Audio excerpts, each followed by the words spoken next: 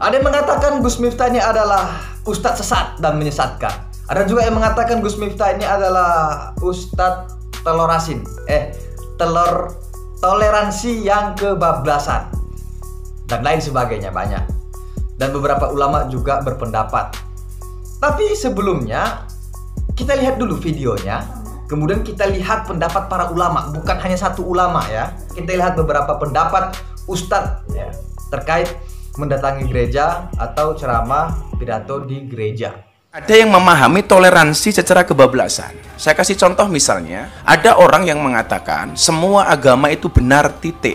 Saya pikir kalimat ini tepat tapi kurang lengkap. Bagi saya yang benar adalah semua agama itu benar bagi penganutnya. Kenapa harus tambahkan penganutnya? Kalau semua agama itu benar titik, saya khawatir nanti pendeta Johan tiap hari ganti agama. Kenapa? Karena dengan gampangnya kita meremehkan, toh semuanya benar kok. Maka kalimat yang menurut saya diksi yang paling tepat adalah semua agama itu benar bagi penganutnya. Bagi pendeta Johan harus mengatakan bahwa agama yang saya yakini adalah yang paling benar. Tetapi bukan berarti kita diperbolehkan untuk menyalahkan agama orang lain. Makanya kemudian di dalam surat Al-An'am, dalam Al-Quran, Allah Subhanahu wa Ta'ala berfirman, dan janganlah kamu memaki sembahan selain Allah, karena mereka nanti akan memaki Allah dengan melampaui batas tanpa pengetahuan. Sederhananya adalah, kalau kamu tidak mau agamamu dihina oleh orang lain, maka jangan pernah kamu menghina agama orang lain. Haram hukumnya masuk ke rumah ibadah orang lain. Haram. Tapi di dalam itu yang bisa saya komentari, pertama masuk ke rumah ibadah. Tapi kalau ada orang masuk gereja punya tujuan, bahkan bisa menjadi wajib. Tadi apa? Ada orang minta tolong jerit-jerit dalam gereja, Anda orang muslim masuk, tolong dia. Atau Anda dikejar orang membunuh Anda, tempat yang aman masuk gereja. Ayo. Darurat atau hajat. Hajat misalnya apa? Terik matahari Anda tidak kuat, berlindung di bawah gereja. Boleh, ada hajat di sini. Hujan deras Anda demam flu, nggak ada tempat berlindung, masuk gereja boleh loh ini. Masuk ke rumah peribadatan mereka, boleh nggak? Tapi untuk kepentingan tertentu. Di dalam agama nggak dilarang. Dan ini terjadi oleh Sayyidina Umar ibn Al-Khattab tatkala pembebasan penaklukan Baitul Maqdis. Kita harus tahu hukum dulu ya. Hukum ulama yang mengatakan haram, dia melihat apa sih? Yang mengatakan boleh melihat apa sih? Jangan-jangan yang dilihat beda, hukumnya beda, Anda samakan, Anda itu mengadu domba, namanya fitnah. Bodohnya kita kok mudah diadu domba hal-hal semacam ini. Kan ada ilmunya. Makanya saya tidak tahu yang mengatakan haram itu kasus apa yang dilihat. Nah, yang mengatakan boleh, barangkali hanya lihat ada suara apa sih itu? Atau pengen lihat bangunannya kok bagus banget, saya pengen niru, pengen bangun rumah tapi ini bangunan kok arsiteknya bagus, nggak ada ciri khas Nasrani, saya pengen niru, ya masuk, sah. Biarkan, akan ini dah toleransi dijaga. Tidak boleh orang Islam masuk ke gereja lo menghinakan gereja, buang kotoran di gereja, nggak boleh. Ini mengganggu ahli zimmah, Nabi marah. Lihat, yang di luar Islam semoga faham makna ini, karena sebelumnya kita harus hidup berdampingan yang indah. Toleransi seperti itu, ketahuilah. Ayo kita berdampingan yang indah.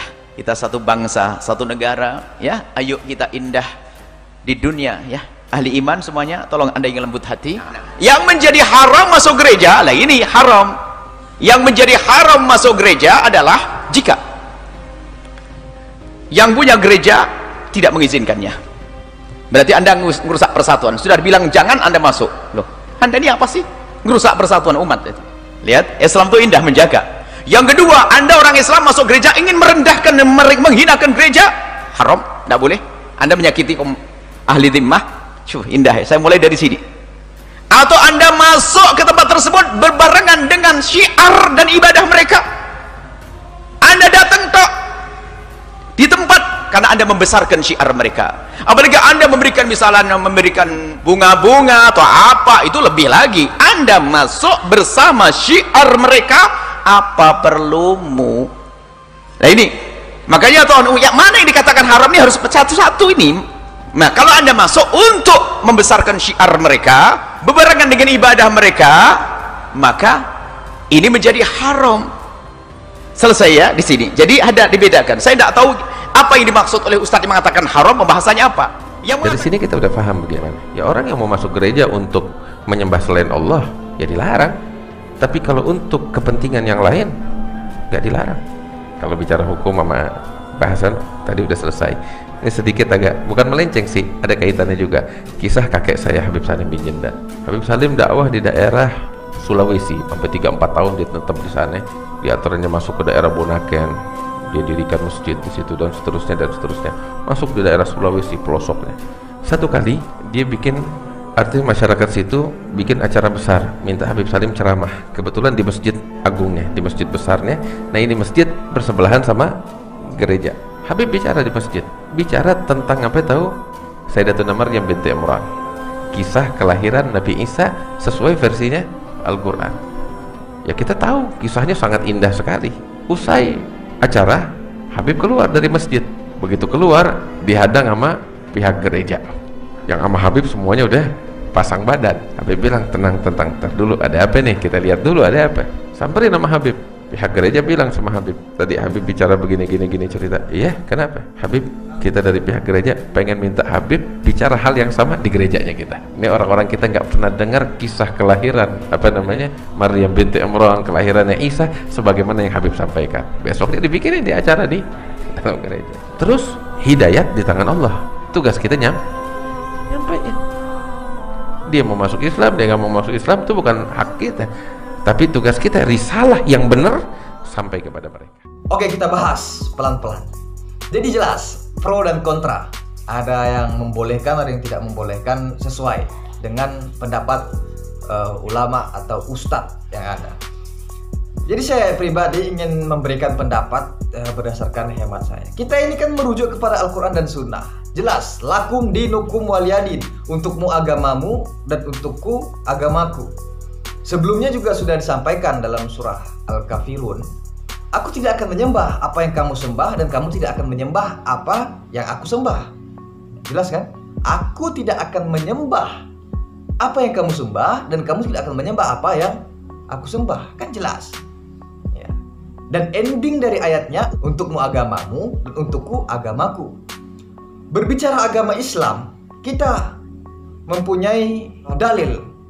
Innad dina indallahi Islam. Sesungguhnya agama yang paling mulia di sisi Allah Subhanahu wa taala adalah agama Islam. Oke, fix. Ini sudah final, nggak bisa dibantah-bantahkan. Semua agama benar bagi penganutnya. Ya. Jadi kalau ada yang berpendapat semua agama benar, titik, itu salah, itu keliru. Tapi kalau dilanjutkan bagi penganutnya, oke, itu benar. Kita tidak bisa paksakan kepada agama lain atau penganut agama lain, memaksakan mereka bahwasanya agama Islam yang paling benar. Tidak bisa. Siapa yang menganggap agama Islam paling benar? Ya kita, orang yang beriman, yang mempunyai keyakinan. Mereka yang di luar non-Islam tidak bisa menyamakan bahwasanya Islam adalah agama yang benar, kecuali mereka mendapatkan hidayah. Begitu juga dengan Islam berdakwah. Ya. Islam berdakwah itu tidak dengan kekerasan. Metode dakwah itu banyak macamnya. Ini kan gunanya menciptakan perdamaian dari berbagai macam perbedaan, khususnya perbedaan agama.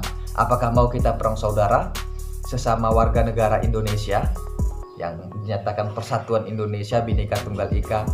Jadi ada cara-cara untuk melakukan perdamaian sehingga wajah Islam di mata dunia, wajah Islam di mata non-Muslim itu baik, indah, keselamatan.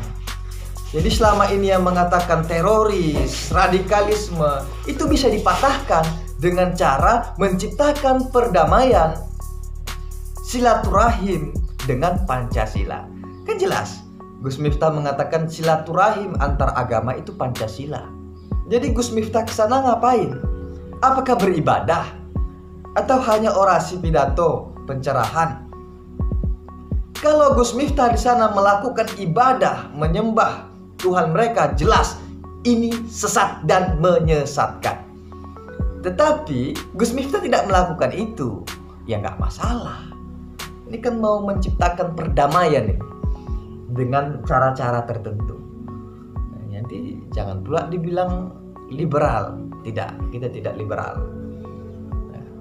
Moderasi beragama, tidak terlalu ekstrim kanan, tidak terlalu ekstrim kiri, moderat. Jadi harapannya kepada kawan-kawan semua yang mendengarkan, coba kita buka wawasan tentang kebangsaan, wawasan tentang negara, kemudian wawasan tentang agama tidak mudah menyesatkan. Ya, kita lihat dulu landasannya, tujuannya, hukumnya, barulah kita simpulkan. Dan untuk perkara atau permasalahan mendatangi gereja sudah jelas sampaikan para ulama pro dan kontra. Ikhtilaf. Ya, jadi Islam ini ada beberapa hukum ikhtilaf. Ambil wudhu aja itu ikhtilaf, sekali kah, 2 kali kah, apakah sampai ke tangan, sampai ke sini, itu ikhtilaf. Ulama berbeda pendapat. Jadi oke ya, tidak saling menyalahkan, saling menghargai pendapat orang lain sehingga timbullah kedamaian, ya, persatuan Indonesia. Wallahul muwaffiq ila aqwamit thoriq. Wassalamualaikum warahmatullahi wabarakatuh.